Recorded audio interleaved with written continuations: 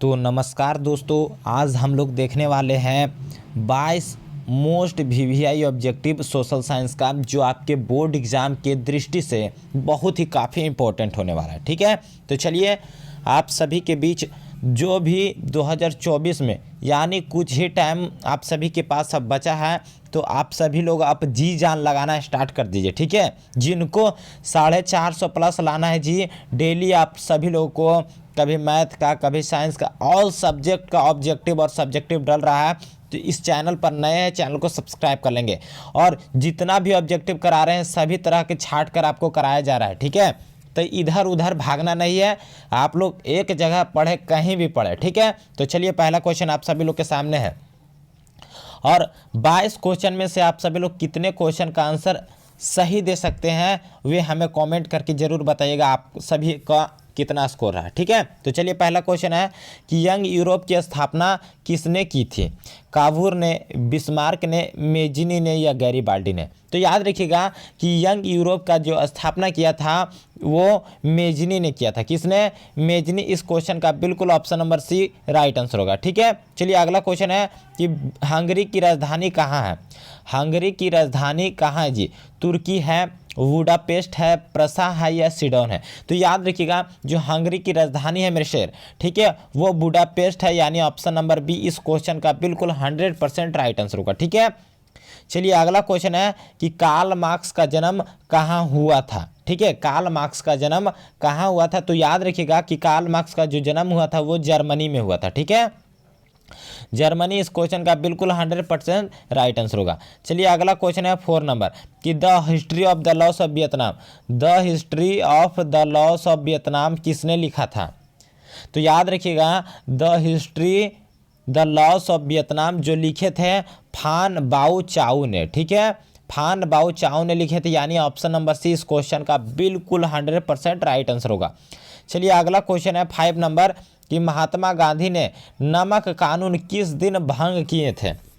महात्मा गांधी ने नमक कानून किस दिन भंग किए थे? तो याद रखिएगा मेरे शेर, आप लोग आंसर देते रहिए। ठीक है, 6 अप्रैल 1930 को। ठीक है, कब भंग किए थे नमक कानून? 6 अप्रैल 1930। इसका बिल्कुल ऑप्शन नंबर डी हो जाएगा। ठीक है, चलिए 6 नंबर क्वेश्चन है कि चौरी कांड हत्याकांड कब घटित हुआ था? चौरी चौरा हत्याकांड कब घटित हुआ था जी? तो याद रखिएगा कि जो चौरी चौरा का हत्याकांड हुआ था वो आप सभी लोग आंसर दीजिए 5 फरवरी 1922 को हुआ था। ठीक है, कब हुआ था? 5 फरवरी 1922। इस क्वेश्चन का बिल्कुल 100% राइट आंसर होगा। चलिए 7 नंबर क्वेश्चन अब बहुत इंपॉर्टेंट है कि औद्योगिकरण की प्रक्रिया सबसे पहले कहाँ शुरू हुई थी? जो औद्योगिकरण का प्रक्रिया था वो सबसे पहले कहाँ शुरू हुआ था? भारत में, इंग्लैंड में, अमेरिका में या जापान में? ठीक है, तो याद रखिएगा सबसे पहले जो प्रक्रिया था वो इंग्लैंड में शुरू हुआ था। ठीक है, इंग्लैंड इस क्वेश्चन का बिल्कुल 100% राइट आंसर होगा। 8 नंबर क्वेश्चन है कि आधुनिक शहरों का उदय सबसे पहले कहाँ हुआ था? आधुनिक शहरों का उदय सबसे पहले कहाँ हुआ था? अमेरिका में, लंदन में, रूस में या भारत में? तो जो आधुनिक शहरों का उदय सबसे पहले हुआ था वो सबसे पहले याद रखिएगा लंदन में हुआ था। ठीक है, क्या हो जाएगा? लंदन इस क्वेश्चन का बिल्कुल 100% राइट आंसर होगा। ठीक है, चलिए 9 नंबर क्वेश्चन है कि गिरमिटिया मजदूर किसे कहा जाता है? गिरमिटिया किसे कहा जाता है? सॉरी, ठीक है, तो जो गिरमिटिया कहा जाता है अनुबंधित मजदूर को कहा जाता है। ठीक है, अनुबंधित मजदूर को कहा जाता है, यानी ऑप्शन नंबर ए इस क्वेश्चन का बिल्कुल 100% राइट आंसर होगा। 10 नंबर क्वेश्चन है कि विश्व में सर्वप्रथम मुद्रण की शुरुआत कहाँ हुआ था? विश्व में सबसे पहले मुद्रण को जो शुरुआत हुआ था छपाई, तो वो कहाँ किया गया था? तो याद रखिएगा चीन में सबसे पहले। ठीक है, मुद्रण यानी छपाई खाना यानी चीन, इसका बिल्कुल राइट आंसर होगा। ठीक है, चलिए 11 नंबर क्वेश्चन है भारत में कहाँ औरतों के लिए आरक्षण का व्यवस्था है? भारत में कहाँ औरतों के लिए आरक्षण का व्यवस्था है? तो याद रखिएगा आप सभी लोग जानते हैं मेरे से, नहीं जानते हैं माइंड में सेट करते चलिए, पंचायती राज संस्थाएं में। ठीक है, औरतों के लिए आरक्षण का व्यवस्था है। देखिए जितना भी क्वेश्चन करा रहे हैं सभी इंपॉर्टेंट क्वेश्चन है, जो नहीं पढ़ने वाले स्टूडेंट है वो आजकल करते रह जाएंगे, जो पढ़ने वाले हैं वो कर कर निकल जाएंगे, निखर जाएंगे। 450 प्लस लाना है मेरे से, ठीक है। चलिए, संघ राज की विशेषता कौन नहीं है? तो याद रखिएगा, जो संघ राज की विशेषता नहीं है वो शक्तियों का विभाजन, ठीक है। शक्ति का विभाजन संघ राज का विशेषता नहीं है, यानी ऑप्शन नंबर बी इसका राइट आंसर होगा।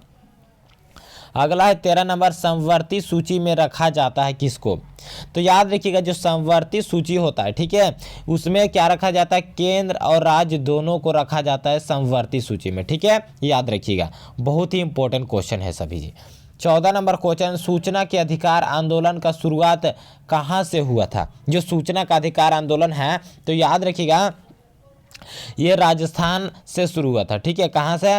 राजस्थान। इसका बिल्कुल ऑप्शन नंबर ए हो जाएगा। बहुत ही शानदार आंसर है। चलिए, 15 नंबर क्वेश्चन है, राजनीतिक दल का आशय क्या होता है? तो याद रखिएगा, अफसरों के समूह से, व्यक्तियों के समूह से, सेनाओं के समूह से या किसानों के समूह से। तो राजनीतिक दल का आशय होता है व्यक्तियों के समूह से, ठीक है, यानी ऑप्शन नंबर बी इस क्वेश्चन का बिल्कुल 100% राइट आंसर होगा मेरे शेर। चलिए, 16 नंबर क्वेश्चन है, बहुत ही शानदार है कि लोकतंत्र जनता के द्वारा और जनता के लिए शासन है, यह कथन किसका है? अरस्तु का, जॉर्ज वाशिंगटन का, option number C Abraham Lincoln का, या लॉर्ड ब्राइस का? तो याद रखिएगा, यह कथन आप सभी मेरे शेर को पता है अब्राहम लिंकन का है, यानी ऑप्शन नंबर सी इस क्वेश्चन का बिल्कुल 100% राइट आंसर होगा। चलिए, 17 नंबर क्वेश्चन है कि गठबंधन सरकार की पकड़ प्रशासन पर कैसी होती है? गठबंधन सरकार का जो सरकार का पकड़ होता है प्रशासन पर कैसी होती है? तो याद रखिएगा, ढीली होती है। कैसी होती है? तो इसका बिल्कुल ऑप्शन नंबर बी होगा, ढीली, ठीक है। चलिए, अगला क्वेश्चन है 18 नंबर कि चिपको आंदोलन का शुरुआत किस राज्य से हुआ था? चिपको आंदोलन का जो शुरुआत हुआ था वो किस राज्य से हुआ था जी?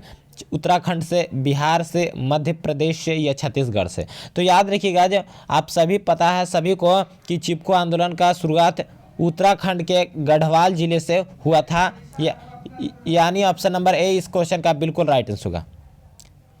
19 नंबर क्वेश्चन है, इनमें से किसे पिछड़ा राज्य कहा जाता है? पिछड़ा राज्य कहा जाता है पंजाब, केरल, बिहार या दिल्ली को? तो याद रखिए, पिछड़ा राज्य इसका बिल्कुल ऑप्शन नंबर सी हो जाएगा, बिहार को पिछड़ा राज्य कहा जाता है, ठीक है। चलिए, अगला क्वेश्चन है 20 नंबर की संपूर्ण क्रांति का नारा किसने दिया था? Vinoba Bhave, doctor Rajendra Prasad, option number C Jagjivan Ram या जयप्रकाश नारायण? तो आप सभी स्टूडेंट को नहीं पता है तो ठीक है, नहीं पता है तो याद रखिएगा कि संपूर्ण क्रांति का नारा जयप्रकाश नारायण ने दिए थे, यानी ऑप्शन नंबर डी इस क्वेश्चन का बिल्कुल राइट आंसर होगा। 21 नंबर क्वेश्चन है, भारत में किस राज्य की प्रति व्यक्ति आय सबसे ज़्यादा है? बिहार का, पंजाब का, हरियाणा का या गोवा का? तो भारत में सबसे ज़्यादा, ठीक है, सबसे ज़्यादा जो प्रति व्यक्ति आय है वह किस राज्य का है जी? आप सभी लोग बताइएगा। तो इस क्वेश्चन का बिल्कुल ऑप्शन नंबर डी हो जाएगा, गोवा का, ठीक है। कहाँ का? गोवा का प्रति व्यक्ति आय सबसे ज़्यादा है, यानी ऑप्शन नंबर डी। चलिए, 22 नंबर क्वेश्चन है कि साख पत्र कितने प्रकार के होते हैं? तो याद रखिएगा, जो साख पत्र होते हैं वे 8 प्रकार के होते हैं, ठीक है, यानी ऑप्शन नंबर सी इस क्वेश्चन का बिल्कुल 100% राइट आंसर होगा। तो आप सभी लोग 22 में से कितने क्वेश्चन का आंसर बिल्कुल सही दिए हमें कमेंट करके ज़रूर बताइएगा, जिससे हमें पता चलेगा कि कितने स्टूडेंट बिल्कुल आंसर दे रहे हैं और कितने स्टूडेंट का तैयारी परफेक्ट हो रहा है, ठीक है। तो धन्यवाद, फिर मिलते हैं बहुत ही बेहतरीन सेशन में, मैथ के सेशन में जी। तो मैथ का भी वीडियो अपलोड हो रहा है, साइंस का भी, सोशल साइंस का भी, हिंदी का भी, संस्कृत का भी, सभी सब्जेक्ट का तैयारी होता है। धन्यवाद, फिर मिलेंगे नेक्स्ट वीडियो में।